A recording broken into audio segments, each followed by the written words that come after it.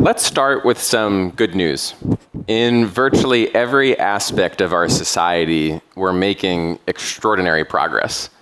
In technology, in healthcare, in clean energy. But there is one domain in which we're becoming steadily less capable, and that's self-governance. Our politics are becoming so divisive and so dysfunctional that we can't seem to solve major national challenges. And even worse, once bedrock democratic institutions like free and fair elections have been called into open question. So voters are angry, they're alienated, and I think they have every right to be. So why are our politics so broken? Well, you don't have to pay close attention to realize that our institutions are not seeming to represent us. And if you ask most people why that is, they might point to the politicians themselves. They're so radical, they're divisive, they may even be corrupt. And in some cases, they may not be wrong. But do you ever wonder how they got into office in the first place, or why they behave the way that they do? I'd argue that we don't have a politician's problem as much as we have an elections problem. In fact, the biggest solvable one has been hiding in plain sight. And that's partisan primaries, or what I call the primary problem. In fact, if you were to give me a choice today between replacing all 535 members of Congress or changing the way that those members get reelected, I would choose the latter, and it isn't even close. And that's because if we can solve this primary problem, we can change the incentives by which those politicians get elected. Tom Friedman once remarked on this topic, saying that if you move the cheese, you can move the mouse. I first began to realize this when I ran for Congress, where I'm from in Northeast Pennsylvania in 2014. And as if running as the youngest candidate that cycle wasn't enough of a challenge, I also decided to run as an independent candidate, because I didn't fit easily on either Team Donkey or Team Elephant. What's interesting is that when I went to go knock on doors without having to wear a red or blue jersey, people let their defenses down. And so I was able to talk to thousands of my neighbors and find common ground on the issues that they care about. That led me to appreciate that the true tragedy of American politics is not that we, the people, are hopelessly divided. It's that our leaders remain divided even when we can find agreement. I ran for Congress because I believe my congressman represented this problem. But I learned through that race that problem runs much, much deeper. Let's just take my congressional district, for example. The first problem was one of partisan gerrymandering. The state legislature drew my district so that it would virtually always elect a Republican. The only question was, which Republican would it elect? And that question is not decided in the November election. That question is decided months earlier in the party primary. The second problem was that Pennsylvania is one of 15 states with closed party primaries. And what that means is that Democrats only can vote in the Democratic primary, Republicans can only vote in the Republican primary, and if you're one of the 1.2 million independent voters, you can't vote at all in either taxpayer-funded primary. So those who can and do vote tend to be the most partisan and ideological voters, known as the party base.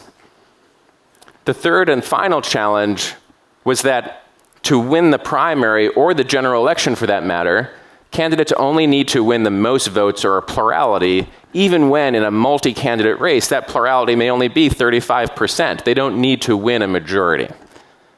So if you combine those three things, partisan primaries, closed a redistricting process, let me start that one over. If you combine those three things, partisan gerrymandering, closed primaries, and plurality winners, what do you get? You get my congressman. In 2010, he won election with just 5% of eligible voters in my district because that's all who voted in the party primary. And that's the core challenge that we face today in these low turnout elections. In 2013, when he voted to shut down the government, which is what led me to run for office in the first place, he wasn't trying to represent a true majority of my district. He was only pandering to the slim faction of voters that would decide that primary. And guess what? It worked. I lost that race, but I learned a valuable lesson. And that lesson is that the biggest problem in our politics is not who we elect, it's how we elect them. Because my district is not unique. 83% of congressional districts today are so heavily skewed to either the Democratic or the Republican primary that the primary is the only election that matters. You win the primary, you win the general. And in the last election, only 8% of voters nationally decided those primaries. So you get 8% of Americans electing 83% of Congress. 8% elect 83%. So if you ever wonder why it seems like Congress doesn't represent a majority of us, it's because it literally does not. What's worse is that partisan activists and special interests have hijacked and weaponized this system to advance their own narrow agendas. In the same year that I ran for office, the Republican House Majority Leader, Eric Cantor, was defeated in his own Republican primary. Why? He was open to considering parts of the bipartisan immigration reform bill that passed the Senate, including a path to legal status for Dreamers. And that enraged the Tea Party base in his district. 4 years later, Democratic leader Joe Crowley was primaried out of office by Alexandria Ocasio-Cortez. She campaigned on abolishing ICE with the backing of a group called the Justice Democrats. Fewer than 17,000 people voted for her in her primary in a district of over 700,000, but that's all that was required to win that election. And so the message to other Democrats and Republicans in Congress, even the most powerful ones, is clear. If you step out of line with your party base or you work across the aisle to solve a problem, you might be next. And so they don't. And so nothing gets done.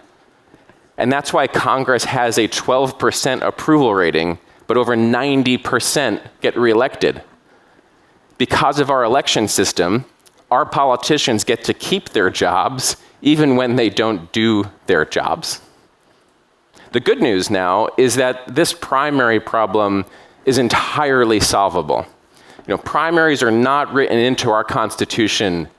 Our founding fathers feared the rise of political parties to begin with.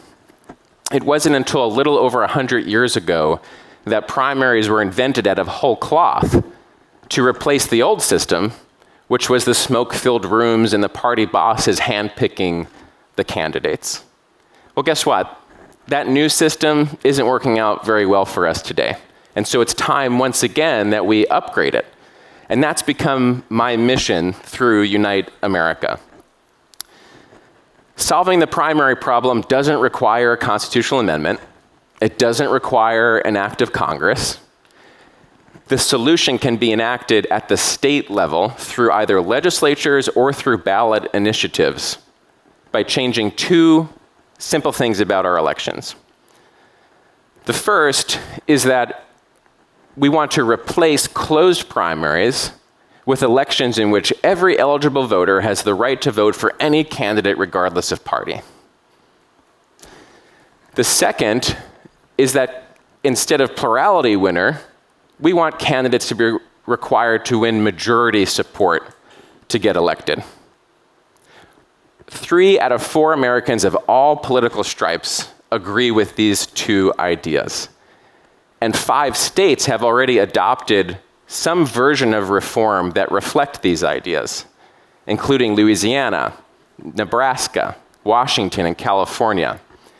And in 2020, Alaska became the latest state to adopt the most powerful version of this reform.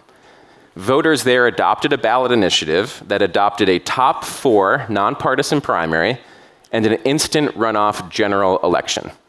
I'm going to explain both parts, and hopefully you'll see why this system is much better than the way most of us vote today.